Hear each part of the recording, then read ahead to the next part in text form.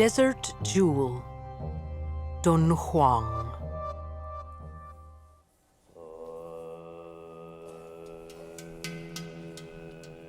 Beginning in 121 BC, China's Han Dynasty established 4 prefectures along the Heshi corridor: Wei, Changyi, Jiuqian, and Dunhuang. Cutting from east to west, they separated the Xiongnu in the north from the Qiang in the south. Continuing west from here and crossing the Palmyre Mountains, one would stand on the threshold of the whole Western world. On this key passage connecting the west, Dunhuang was the westernmost stronghold. This region was historically inhabited by the Qiang, Wusun, Rouchu, and Xiongnu peoples. The ancient Rouchu named this place Dunhuang. The original meaning of this name was lost after the Rouchu language disappeared. Dunhuang later became known as Dunhuang, which means grand glory in Chinese.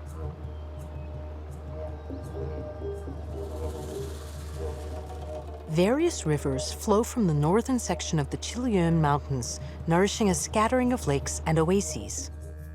In 111 BC, when the Dunhuang prefecture was formally established, beacon towers were built along the south bank of the Shule River.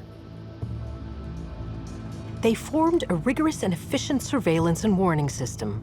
Standing several kilometers apart, the beacon towers would send signals regarding different enemies and situations, thus to ensure a rapid exchange of intelligence. If the fortified banks of the Shule River served as a defense line protecting Dunhuang to the north, then the Danghe River, flowing from south to north, was Dunhuang's life source.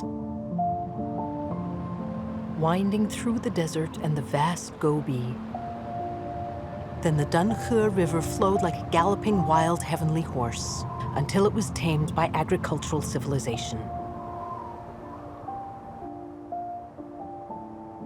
The prefectural capital at Dunhuang became the center of this area.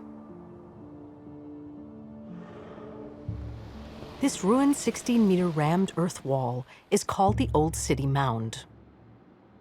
It's the remains of the northwest corner of ancient Dunhuang City from over 2,100 years ago.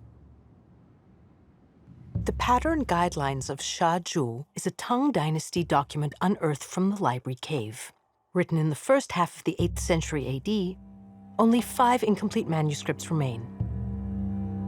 Although the images are missing from history, the text still remains, describing the rivers, canals, fortresses, and landmark buildings of Dunhuang during the Tang Dynasty. We can use what remains of the old city walls to recreate a general outline of ancient Dunhuang's landscape. This Han Dynasty town was rectangular-shaped, 1,132 meters north to south, 718 meters east to west, with a perimeter of about 3,700 meters. It was typical of China's Han Dynasty prefecture.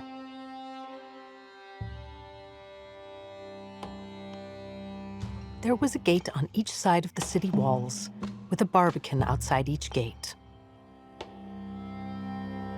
A barbican is a buffer area to protect fragile city gates that have pressing defensive needs. The city walls were surrounded by a trench or moat, about 14 meters wide and 3 meters deep. Water came from the Danghe River at the city's southwestern corner, then split in 2 directions around the city before meeting and flowing out at the city's northeastern corner. A lower enclosure was added between the main city walls and the moat, not unusual for ancient cities in this region. Inside the city, there was a sub-city that served as the administrative and governmental district. The peripheral area was an outer city that primarily housed commercial and residential zones. 那么罗城之外呢，它还有城四园，就城北园、城东园、城南园、城西园。这个园，这些地方呢，基本上都是敦煌市场发育所在地方。Around the outer city, there were also temples devoted to various gods who worked together to protect and bless the land.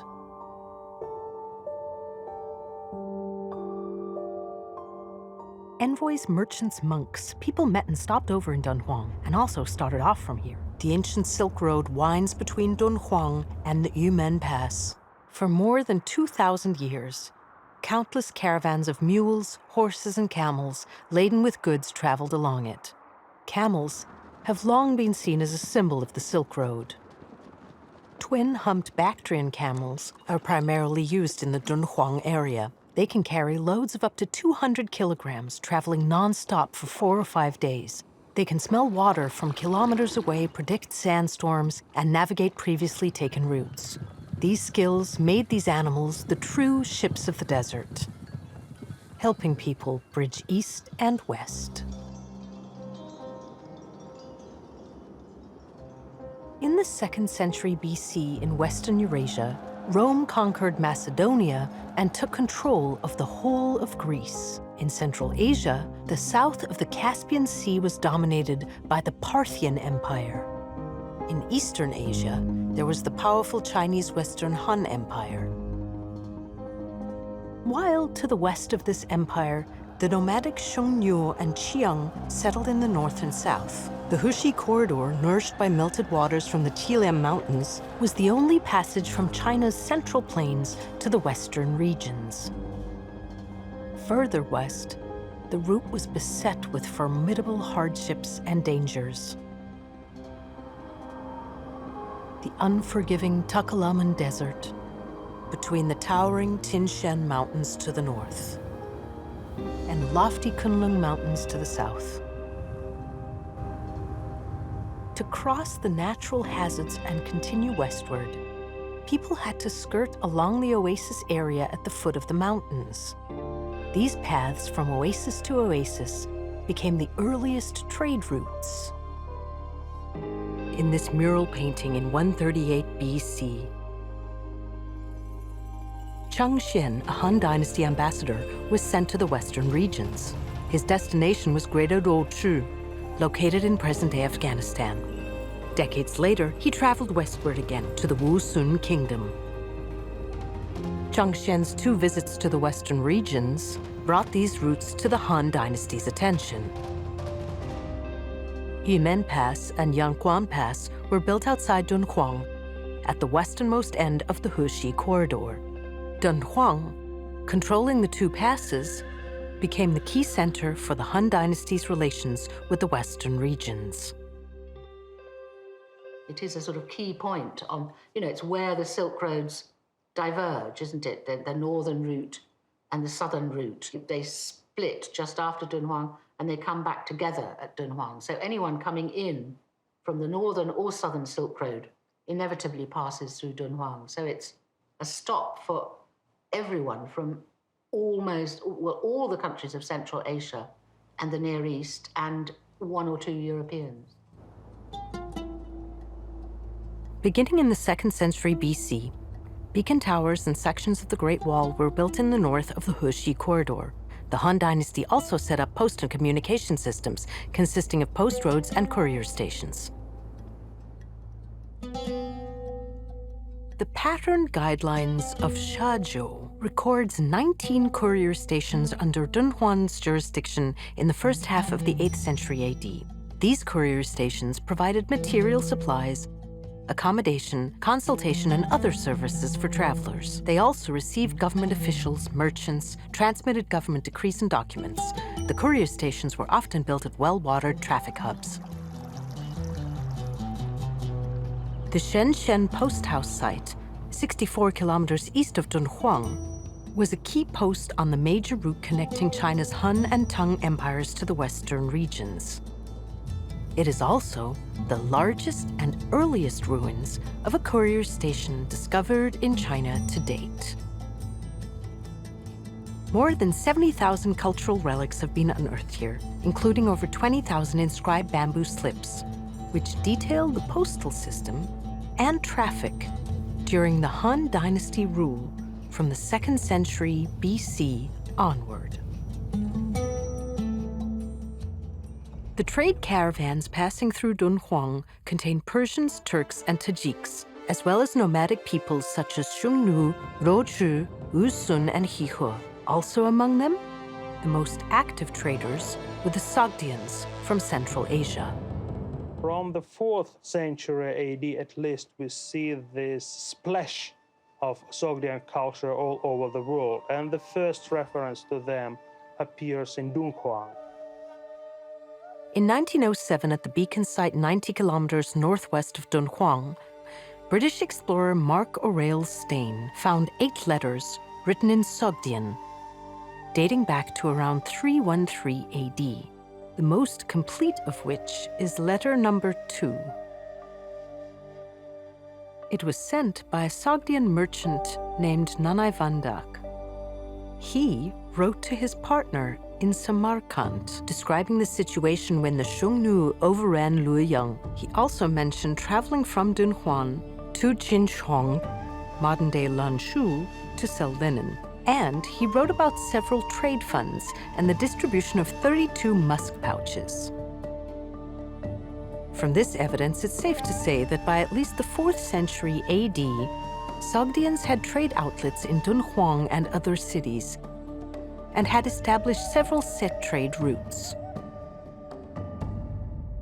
However, the route to wealth was always precarious. Extreme natural conditions, war, and bandits could turn any journey into a risky adventure. On some of the most deserted and lifeless sections of the road, travelers made their way by following the trail of bones from fallen men and beasts. Beyond Yumen Pass lies an extremely dangerous and uninhabited land. The bizarre Yardan landforms in the dark could induce horrifying hallucinations. The 30-plus degree temperature difference between day and night caused rocks to burst, emitting eerie, ghost-like howls. As illustrated by the murals in the Mogao Caves, caravans on the Silk Road often travel together in small groups or large throngs of hundreds of people. There were often monks, scholars, and craftsmen among them. They had to pass through the jurisdictional oases along the way. On top of maintaining relations with all parties, they must guard against rampant thieves.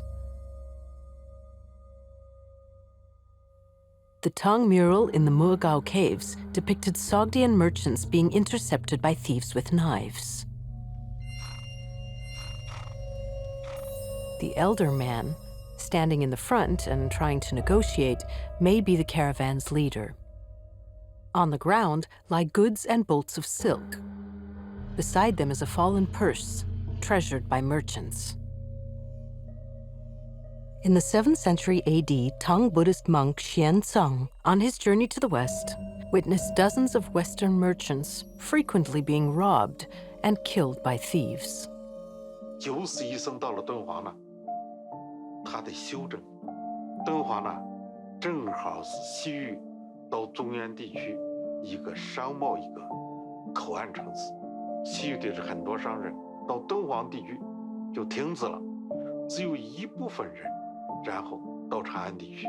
因此，在这种情况下呢，敦煌地区的这个商业贸易呢，一下子发展起来了。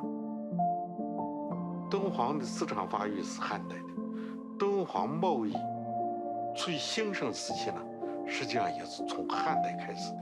那么到唐代以后呢，这个规模呢，发展水平更高了。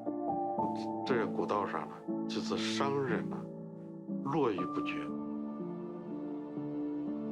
Merchants who traded in different regions had to apply for government-issued travel permits and were obliged to follow specified routes. These permits detailed the traveling party and goods carried to be inspected. This allowed the effective management of population flow and prevented tax evasion and smuggling. This is a 1,300-year-old travel permit of a Sogdian merchant unearthed in Turpan, China. It shows the rigorous legal system of customs clearance.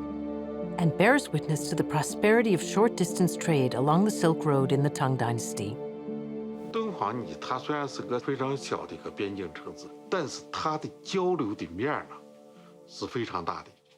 北边呢到蒙古高原上，南边呢到青藏高原上，西边呢整个到西域地区，乃至于到中罗马。When Orelstein followed Marco Polo's footsteps from Luobupo to Dunhuang in the early 20th century, he still encountered the occasional camel caravan and merchants trudging along the ancient Silk Road. A lot of people didn't travel from A all the way to B. They didn't go from China to Rome, for example. People tended only to do little bits. You know, you would trade from this oasis to that oasis, then your goods would be handed on. So it's the materials that did. You know, the silk goes from one end to the other. Those short trips were connected into long journeys. The routes flourished or declined with human migration, warfare, or changes of regime, weaving a huge web over land and sea. There are so many things that are transferred via the Silk Road. Ideas, people, religions, commodities, vegetables, horses, foodstuffs, jewels, and so on. It's the most fantastic exchange of material, culture, and people. According to documents found in the library cave, a Sogdian merchant named Kang Shuhua made a donation to Chang Qinxian, chief monk at the monastery, for a copy of the Mahaprajna Paramita Sutra. The donation included 3 silver plates weighing 1.3 kilograms, 18.6 tons of wheat and millet, and 2 kilograms of white powder used for cosmetics.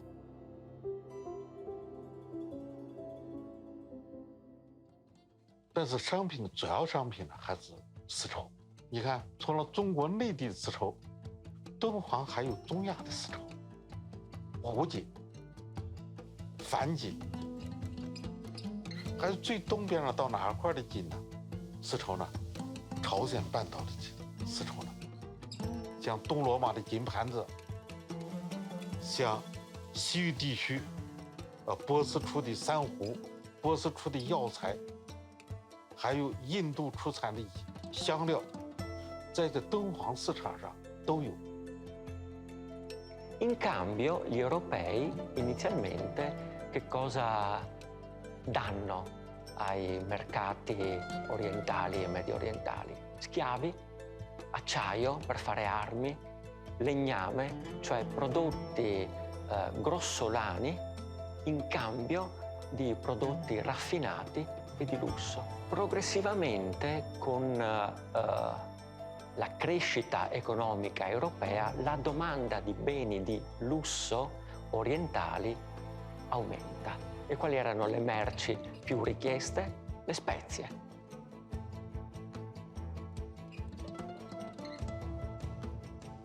Yeah, it is a dream product. It's very lightweight. You can get a lot into the hold of your ship. The markup would be huge because you sell it out in small quantities. It was kind of like a luxury product, particularly as we move into the high Middle Ages. You know, you start to get a wealthy middle class. People would pay quite a lot of money. Persian brocades mentioned in Tang Dynasty manuscripts found in Dunhuang can be seen in pictures of the Venetian Doge. The lotus pattern can be found both in the Mogao Caves and the Virgin Mary's splendid garb. Lapis lazuli from Afghanistan colors the perfect sky in Dunhuang murals and offers the purest blue in Titian's paintings. These seemingly unrelated remote places were all connected through material goods, changing our way of life. I was lucky to encounter the Silk Roads through Dunhuang manuscripts, the Diamond Sutra, the world's earliest dated printed book. But that has this colophon at the back, which says it was printed in 868 AD. So There is no other book in the world that is earlier. You know, it's incredibly long, nearly 25 feet long. It's a huge enterprise. It's very elegantly printed, and it's a fantastic, it's very beautiful too, and China should be extremely proud of that. And when you look at the manuscripts and you find that you've got ones in Indian languages and different scripts and Tibetan and Khotanese, different people, different ideas, I mean, in terms of philosophy, in terms of religion, and also different style, you realize what a kind of amazing kind of melting pot that the place is. By crossing rivers, mountains, and deserts, these languages tell us that the ancient Silk Road was not only a road for trade and arts, but also a road for communicating knowledge and ideas. For thousands of years, painters have drawn a complete picture of civilization in the silence and desolation surrounding Dunhuang. Flowing between the Sanwei Mountain and the desert of the Mingsha Mountain is the Dangjian River. Along its west bank, a 1,600-meter-long cliff running south-north is inlaid with 735 Buddhist caves. In 366 AD, a traveling monk named Ye Qun dug the first cave in the cliff face. For 1,000 years until the 14th century, different people, at different times thereafter, all left their mark on the face of these cliffs. Miaoyan, which means wonderful cliff. So we went at 6 o'clock in the morning, and so I saw the sun come up in the east. It is directly opposite the cliff.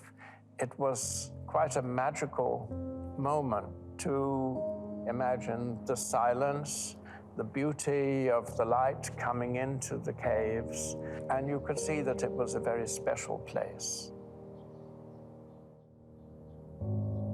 These variously shaped caves are like time capsules, preserving 45,000 square meters of murals and 2,415 painted sculptures that recorded the ups and downs in Dunhuang City and its people for over 1,000 years. The significance of the town actually lies outside the town. It's a hidden treasure, you know, that you have to go into each cave, and then each cave is a complete revelation. It shows us the development of religious painting, of Buddhist painting in China from sort of 300 up to 1,000 or so. This incredibly long period, about 1,000 years of religious art, perfectly preserved. You know, the atmosphere is dry, is safe. The paintings are simply miraculous. We can meet once more with the ancient people of Dunhuang by looking at these portraits and inscriptions. Cave 285 is the earliest existing cave that can be dated back exactly. On the upper side of the north wall of the cave, there are 7 sets of Buddha portraits, with prayer inscriptions and portraits of donors on the lower part of each set. Based on the illustrations of the first set of paintings on the eastern side, this donor, holding a lotus flower, was a disciple called Hua He Nu. Judging from his surname and the tight-necked robe that he wore, he was probably a hepthalite.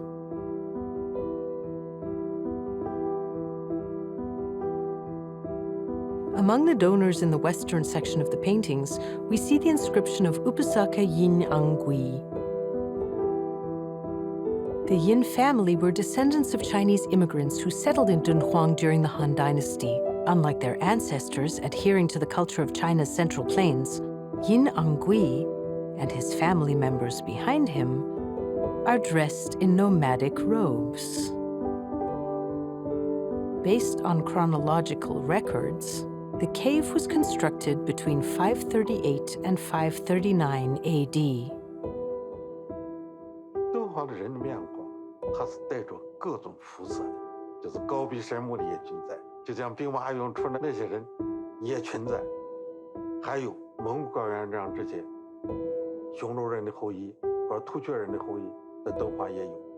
那么青藏高原是像这些羌人的后裔，他也在敦煌。说敦煌这块是多民族多种人类呢，在这块儿就是混杂交汇一个地方。1/3 of the population of Dunhuang in the 10th century were not Han Chinese.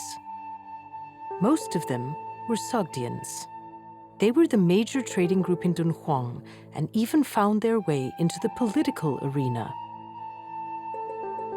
Mogao Cave 156 is a merit cave in honor of Chang Yichao, the first governor of a local militia.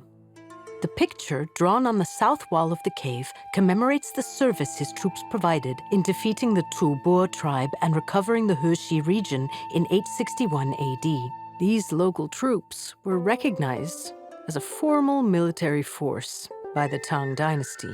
And this multi-ethnic regime lasted for more than 200 years.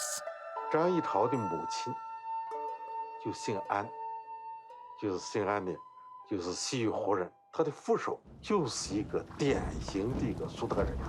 This is a procession of both Han Chinese and nomadic Chinese peoples. The Guard of Honor is led by a band playing horns and drums, a ritual that originated in the western regions. The band is followed by heavily armored cavalry, the local army's elite troops. They are followed by 2 groups of civil officials and attendants as per Tang Dynasty regulations.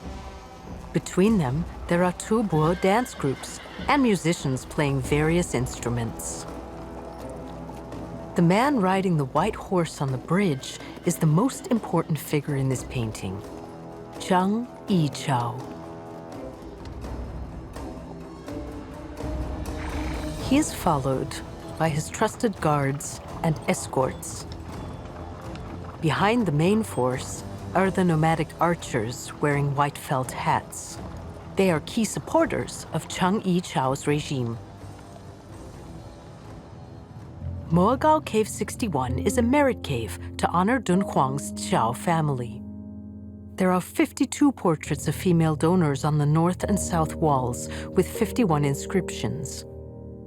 Among these portraits, there are the 4th governor Chao Yiqin's new Hihua wife, his Han wife from the Sung family, and his 2 daughters. One married Hihua Khan of Ganzhou, and the other married the Khotan Khan. Some of them are dressed in Uyghur robes, with local curved lapels and peach-shaped phoenix crowns. But the flower buds on their foreheads and the makeup on their cheeks are of the typical style of China's Central Plains. Others wear Chinese traditional aristocratic dresses with Uyghur phoenix crowns and Tang-style flower hairpins. Different ethnic groups and cultures were linked by blood ties and affection.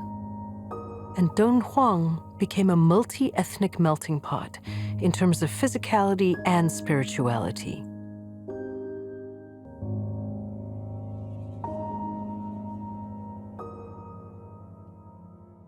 The Prince Sattva mural adorns the middle section of Mogao Cave's 254th south wall. It tells the story of Sakyamuni's previous incarnation as Prince Sattva. On a hunting trip, he spies a female tiger and 7 young cubs dying of hunger.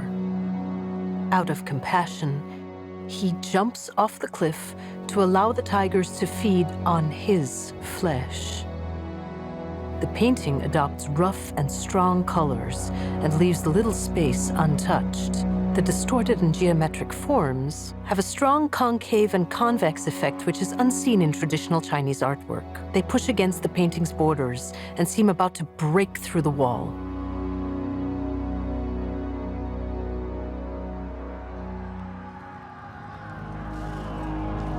When this cave was built, Dunhuang was experiencing a time of warfare, locust plagues, and serious famine. The paint strokes recorded the city's suffering and the consolation and sympathy it deserved. One may live a life of heroic virtue or leisurely elegance. A wave of fresh color unfolds as one enters Cave 285. In the 6th century AD, the Xianbei regime reunited northern China. As their rulers rather admired the Han culture, Han influences from China's central plains was evident in the cave murals. The picture conversion of 500 bandits is composed in the long scroll style, which was a popular medium from China's Han Dynasty onward. Amid the green mountains, lucid waters, and gentle spring breezes, a Buddha is preaching to a group of bandits. There are flying flowers, propitious clouds, and dancing animals. By the weeping willows and bamboo forest, these former bandits are ordained as monks to begin new lives. Buddhist stories combine with the fantastical landscapes favored by traditional Chinese culture. The unrestrained character of the frontier is infused with a more natural and elegant lifestyle.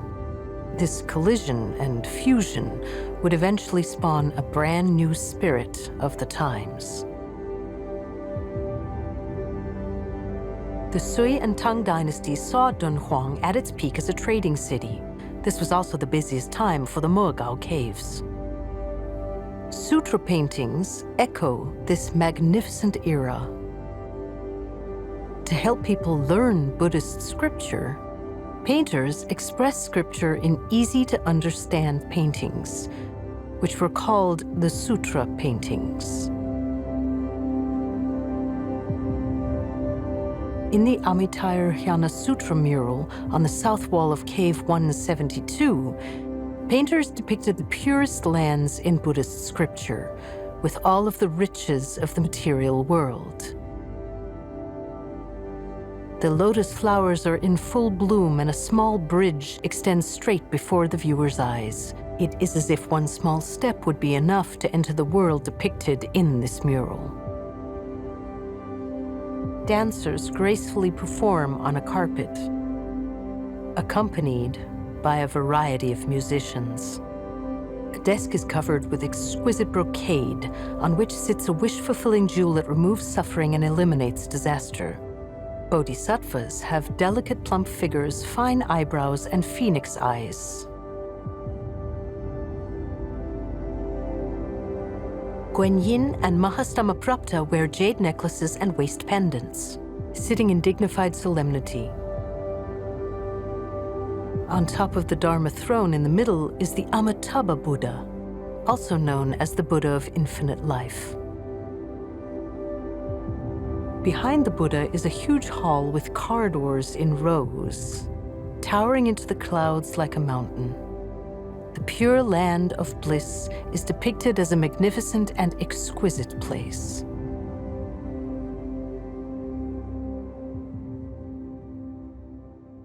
Artists in Dunhuang painted grand ideals as well as the secular world beyond, but never left their names on their work. In his autobiography, Chang Shuhong, first director of the Dunhuang Academy, explained, "Those artists were never obsessed by natural landscapes or personal ambition. Instead, they worked on the reality they saw and their ideal Buddhist world, bringing delight to their viewers. They had a simple and vigorous painting style, which differs greatly from the later paintings by the Chinese literati. I believe this represents the authentic and mainstream of Chinese arts." The Mogao Caves are home to 45,000 square meters of murals and more than 2,400 painted carvings, bearing witness to the aesthetic achievements of Dunhuang people in different eras and the faith and vicissitudes of Dunhuang City for over 1,000 years.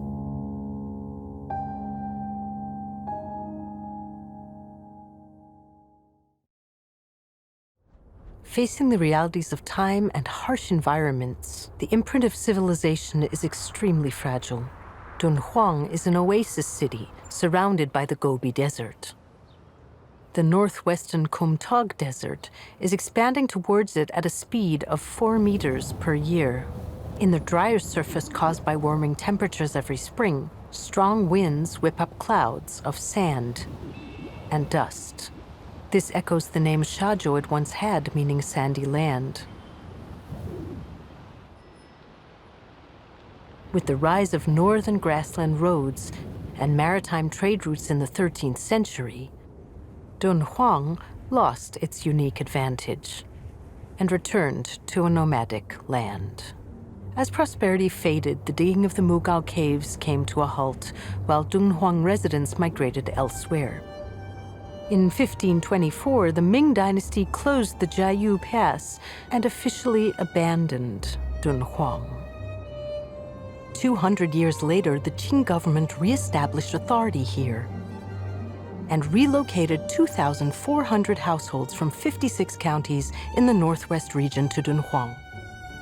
In 1943, the Mogao Caves were desolate and quiet, accompanied only by the Dunhuang River, intense sunlight, and unceasing sandstorms. 沙漠对它的危害就3种：风蚀、击杀和粉尘的危害。风沙流的风蚀，就风沙打磨这个岩壁，形成陡峭的那个岩面，粉尘可能钻洞窟里边壁画的空隙里边去了。粉尘带着碱性，一卷潮湿以后它膨胀，引起壁画的缩减。像开了花一样的那算是好症状。这就是气家，它还没有完全破裂的那个样子，但是已经是造成气家了。